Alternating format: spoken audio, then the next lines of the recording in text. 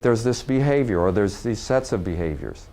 And you want to talk to this person one-on-one and you say, well, what's my goal? It could be a lot of things. You say, we really love this about you and this is really great and this is wonderful, but my goal in talking to you is to share some of the things that I've heard that have been discussed that I think if you could hear it would be an opportunity to get a whole lot more cooperation from the congregation or whatever. You try to position it in a way that you have a purpose to talk to them and it's a goal that's mutually beneficial for both of us and it's coming from my caring about you, not from my hostility.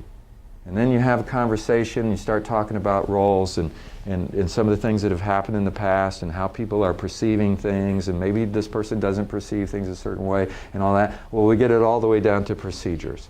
There's a specific behavior that's causing a problem.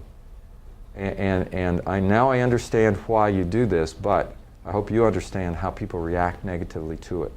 So maybe in the future, if you could do this instead when this happens, you'll get a totally different response. And I guess the question I have for you is, would you agree to do this instead?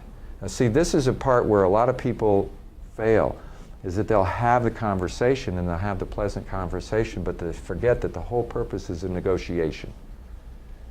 Would you agree to do this in the future? And then they have to respond with, yes, I agree. If you don't have that, it wasn't much of an intervention. And don't expect much change. Because what I see happening a lot of times is people, they say, well, I talked to them about it, they seem to be responding really well, but they keep doing it. You didn't negotiate. Now, I'm not saying that just because you get agreement.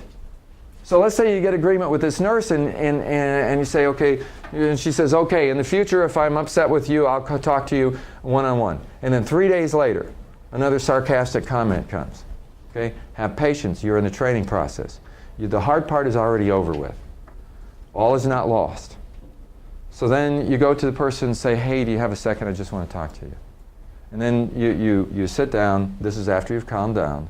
And you say, you know, I know things are hectic around here, but you know what happened just an hour ago when you made that comment. You know, when we talked together, I asked you, is there something that I'm doing that you want to talk to me about? And then you walk it through and say, well, that was a good example of, I think, what we were discussing. All you have to do is come to me. But again, if you make a comment like that out in the group, I think it's a problem for all of us. And I know it might take a little while here, but it's really important to me that we can do this. And all you're doing is reinforcing the conversation that you already had. It takes patience sometimes. Does it take patience to be a parent? It takes patience with any of this kind of stuff. Don't expect that just because you had the conversation, everything's going to instantly change. But at the same time, if it doesn't instantly change, don't think that you failed.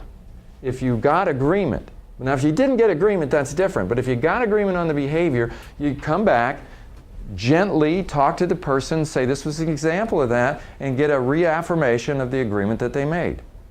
And then over time, the behavior will change.